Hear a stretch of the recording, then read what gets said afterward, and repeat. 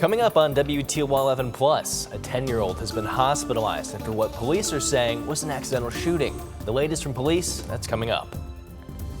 Plus, the desperate search for Nancy Guthrie is now entering a second week. New messages, ransom demands, but no suspects, and growing questions of where Nancy Guthrie is. And do we really need a wider I-475? Residents are pushing back over a possible highway expansion, their concerns, and what they want leaders to hear. That's coming up. Welcome into WTOL 11 News on Plus. I'm Michael Sandlin. Thank you for joining us this evening. We'll get to all of our top stories and more in just a moment, but first, let's bring in meteorologist John Birchfield. John, once again, we had the sun again today, a nice repeat performance. Do we have some milder weather coming ahead? Well, Michael, there is going to be a gradual thaw as those temperatures ease towards 40 degrees, but it is going to be another cold night and a chilly Monday. Sunshine to start the day with increasing cloud cover and high temperatures only in the 20s expected. We have fallen to the teens with a beautiful look on the downtown horizon and our first 6 p.m. sunset of the year. That happens on Tuesday. A very cold night with temperatures in the mid-single digits. There will be an increase in cloud cover expected late. Teens across the board for those Super Bowl Sunday evening plans and into the afternoon. Highs climbing up into the 20s, but you'll notice after a sunny start to the day, the clouds also follow suit and roll in during the afternoon. I'll show you when we hit 40 degrees coming up in that full extended forecast. Michael? All right, thank you, John. Around 11 this morning, Toledo police responded to a report of a person shot in West Toledo. Police say it happened on the 200 block of Willamont Road off of Telegraph. Now, according to police, officers found a 10-year-old with a gunshot wound. A second 10-year-old had found a gun inside the house and unintentionally fired it, shooting the other child. A preliminary investigation found that the incident was accidental. The weapon was secured and both families have been notified. The child that was shot is in the hospital in stable condition right now. The incident remains under investigation. The Toledo Police Department reminds residents to store firearms securely and out of reach of children. Free gun locks are available in TPD's Community Services section on 2527 Cherry Street. The search for Nancy Guthrie, the mother of NBC Today host Savannah Guthrie, is now on day 8. And still, officials have not named a suspect or person of interest in the case. Savannah Guthrie and her siblings released another video yesterday, this time pleading directly with the possible kidnapper or kidnappers. Jen Sullivan is following this case and has the latest details. The desperate search for Nancy Guthrie now stretching into a second week. We beg you now to return our mother to us. Today Show host Savannah Guthrie clutching her two siblings in the newly released video Saturday where they directly address the kidnapper or kidnappers. We received your message and we understand. We will pay. This latest message comes after reported ransom notes have been sent to some Tucson, Arizona newsrooms and TMZ. One note allegedly demanding $6 million in the form of Bitcoin by Monday at 5 p.m. and threatened Nancy Guthrie's life if those demands were not met. The FBI released a statement Friday saying investigators are, quote, actively inspecting the information provided in the message for its authenticity. Then on Sunday, the Pima County Sheriff's Office posting on X they still have no suspects or persons of interest. At this point, I think we all have a heightened sense of, do we trust this? Are these hoaxsters? Or is this really going to bring Nancy home? Saturday night, at least 3 deputy sheriffs were seen at her daughter Annie Guthrie's home, but no details were released as to why. For days, investigators have been scouring the Tucson, Arizona desert neighborhood where Nancy Guthrie lives for clues, but so far nothing has led them to her whereabouts. The 84-year-old was reported missing last Sunday after a friend told family members she did not show up for church services. The FBI has placed digital billboards throughout Arizona and surrounding states hoping for tips. Back in Nancy's neighborhood, candles and messages of hope left outside her home. It almost feels like time is standing still right now. Jen Sullivan, WTOL 11. Here in our area, jury selection in the murder trial of Dale Warner is set to resume Tuesday. Warner is accused of killing his wife, Dee Warner, back in 2021. Police found her body welded inside a fertilizer tank 3 years later in 2024. Final motion hearings were held Friday, with the prosecution asking to admit evidence from Dee Warner's friends. And the defense is requesting to add into evidence prior acts by Dee's brother, Greg Hardy.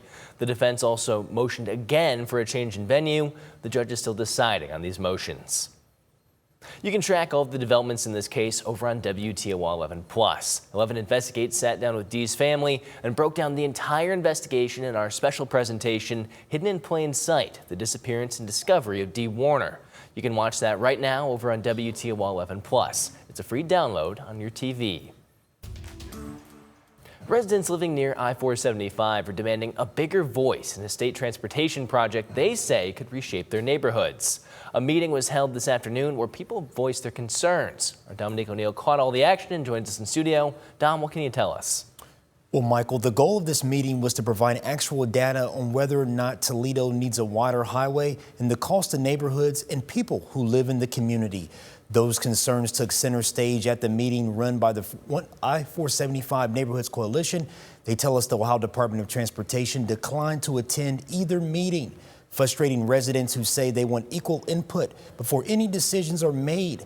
Speakers cited research from the American Lung Association and the American Heart Association, raising concerns about air quality and long-term health impacts. Toledo City Councilwoman Erin Kramer was also there, sharing her support, but making no promises. I think really what the community is looking for is they're looking for council to take a stand against this expansion. And obviously there are 12 of us on council, so that is something that, you know, I'm hoping that that's something that can happen, but, you know, we'll see. Some people are only 50 feet away from the highway as it exists. So why would we inflict more harm into the neighborhoods? And Democratic State Representative Elgin Rogers was also there. He pushed back on funding concerns, saying the state is not broke. Organizers say despite the rescheduling twice because of the winter storm, at least 40 to 50 people still showed up. Organizers say their next public meeting is scheduled for next month. Reporting in studio, Dominique O'Neill, WTOL 11. A strike is no longer imminent at the Toledo refining plant as the local United Steelworkers and the company continue negotiations. The original strike deadline of midnight Saturday has been extended, though there's no timeline for a final agreement. On a national level, talks are moving forward with oil company Marathon reaching a 4-year deal with USW on pay and benefits. That agreement still needs member approval and does not resolve local issues here in Toledo. Meanwhile, BP says it will not honor the national deal, raising the possibility of a strike at its Chicago area refinery. Today was the 3rd annual Lucan T. Boyle Skate for Kindness at the Glass City Metro Park. The event is held in honor of Boyle, who took his life at 14 as a result of cyberbullying.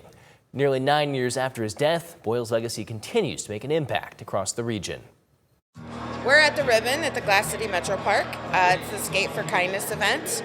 We are here to raise funds, spread kindness, mostly for our kindness rooms that we put into schools in the area. Being able to put our kindness rooms in 24 schools now has been amazing. Kids who are once suicidal or felt left out are now feeling included, and they're part of spreading kindness not just in their school but in their community. We also have some Bowling Green hockey players here today and walleye players as well. We're here for the Skate for Kindness for Lucan T. Boyle.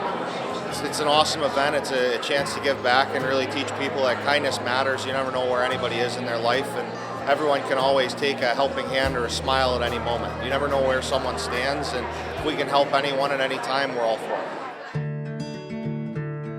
Lucan was my son.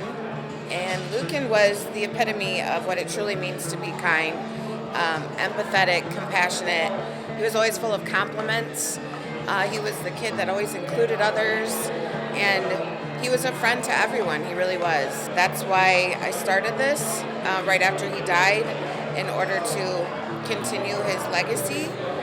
He's the inspiration for the campaign, but really we're about saving lives through spreading kindness and teaching kids to be more aware of how they treat each other. This is a big one for us. We don't stand for bullying in any way, shape, or form. So if you see someone down and out, lend a helping hand, lend a smile, just ask how they're doing, because it matters.